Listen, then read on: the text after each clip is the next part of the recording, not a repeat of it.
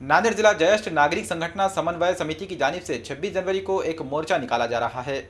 बुजुर्ग शहरियान की फलाह व बहबूद के लिए रियासती हुकूमत की जानिब से मुख्तलिफ पॉलिसियाँ बनाई गई हैं। इन पॉलिसियों की रोशनी में मुख्तलिफ स्कीमात रोबे अमल लाई जाती है, लेकिन दीगर अवामी फलाही स्कीमात की तरह इन स्कीमात को भी ठंडे बस्ते में डाल दिया गया है। इसी सिलसिले में समिति के सदर डॉक्टर हंसराज वायदे की क़यादत में मौमर शहरियों की तमाम तंजीमों की जानिब से 26 जनवरी को एक मुत्तहदा मोर्चा निकाला जा रहा है।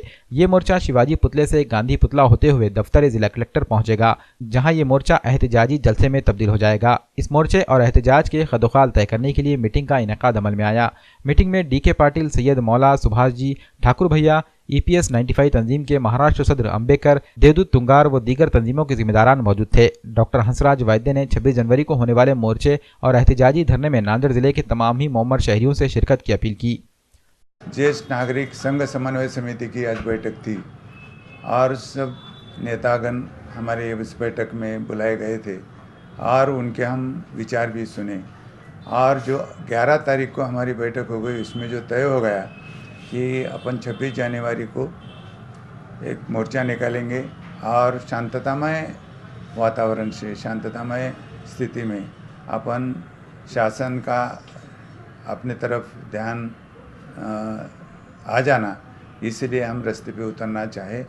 और ये कोई हम किसी नेता के विरुद्ध, किसी पक्ष के विरुद्ध या किसी शासन के विरुद्ध हमारा ये मोर्चा और सत्याग्रह नहीं है, बल्कि हमारी ये पुरानी मांगे है कि हमारा जो ज्येष्ठ नागरिकों का धोरण है वो अमल में लाना।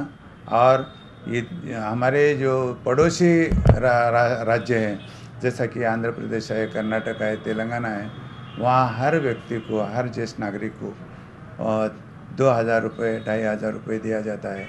इसी तरह महाराष्ट्र राज्य तो हमारा सुभग भी है, अच्छा भी है, और यहाँ फुले शाहू अम्बेडकर जी का नाम लेते हर काम शुरू होता है। तो हमारी ये गुजारिश है शासन को कि हमारी मांगे, पहले 2 ही मांगे अहम है, जो कि हमारे ज्येष्ठ नागरिकों का धोरण अमल में लाना और हर ज्येष्ठ नागरिक जो वंचित है, जो गरजू है, शेतकरी है, शेत मजदूर है, कामगार है, कष्टकरी है, उनके लिए देना बहुत ज़रूरी है।